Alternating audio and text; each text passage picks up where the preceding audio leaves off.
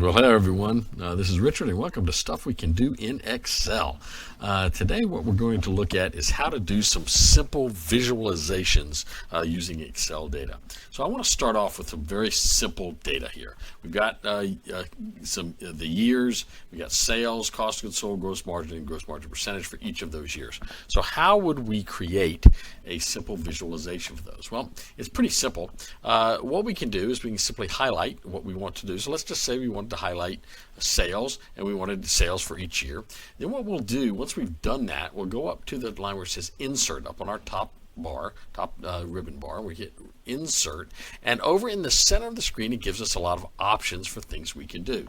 Now, you may have recalled that sometimes if you've had me before, you know that I like to do scatter graphs. I like to look at the data before I actually do anything with it. So I might just choose a scatter graph here, and I scatter my data. So there's my data points in there, and I might want to actually put the data labels in this. I might right click and put data labels on that. Now, we can also change this very easily. So we've got a simple data file here. I can change this really easily. All I have to do is I have to right click, and I'm going to choose change chart type. And this time, let's go with a line graph. Okay, so we're just going to connect these points with a line graph, and it looks something like that now. So we can change it. We can make that a bar chart. Right click, say change chart type. We'll go to bar chart. Let's go to a bar chart here, and we get bars. Okay, now that's kind of those are the horizontal bars. I might not want those. I might want something different, like I might want the bar, the years down the bottom, which is usually more. So here's how we would do that. We just go back in. We go back into right click, change chart type, and instead of choosing that kind of bar chart, we're going to choose let's choose the column chart instead.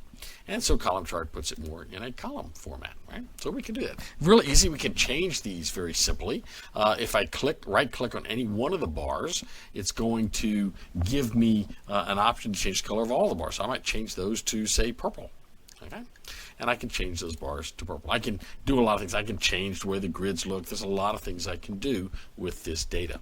So let's say we wanted to do something a little different. Let's say we wanted to change this. So let's get out of it. Let's say we actually wanted to show sales and cost of goods sold on the same chart. Well, we can do that. Simply highlight years, sales, cost of goods sold, and we will now go back in, do our insert, and let's do our bar chart. Now we have an option up here. We can do bar chart, so we'll just choose that one. And it's interesting, this insert column or bar chart, it's going to give us an option here. We can do the column charts or we can do the bar charts, right? So I'll choose column chart. And it's kind of interesting what I've got here now. This is a little different. Notice my data. I've got 3 data points. What are those?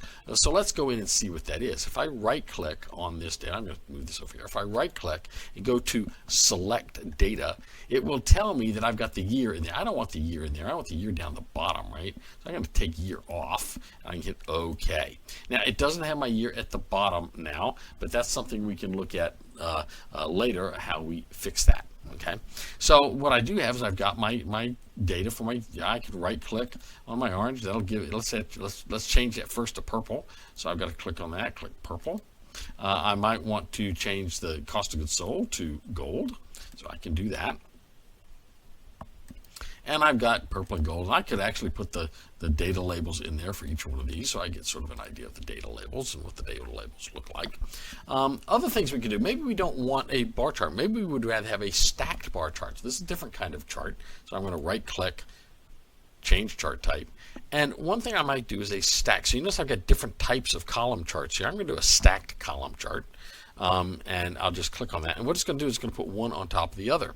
So now I've got my sales. Now the problem with this, it's hard to read it, right? But I got my sales at the bottom, cost of goods sold at the top. So I could change this and maybe, but I'm going to just click on this, and I'm going to say format data labels, and I'm just going to turn those off, and we're just going to turn those off, and we'll turn these off as well. We can right click and just delete them. That'll do the same thing. Delete. And it'll just take them off there. So we can change our data around any way we like. Let's say we wanted to do a pie chart. Okay, now pie chart's really strange. If I've got 2 sets of data like this, I'm not really going to get the pie chart I want. If I do right click, change chart type, and I go to a pie chart here,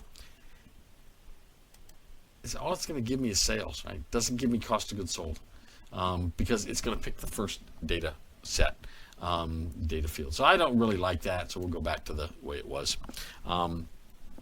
So this is how to create simple charts. You're going to simply highlight the data you want to chart, go up to Insert, and pick the chart you want. Now, there's going to be complications. This is with a really simple data set. As we're going to see in just a moment, we can have more complicated data sets, and simply using these charts, just highlighting the data in our chart, in our table, and then doing a chart just simply isn't going to work well.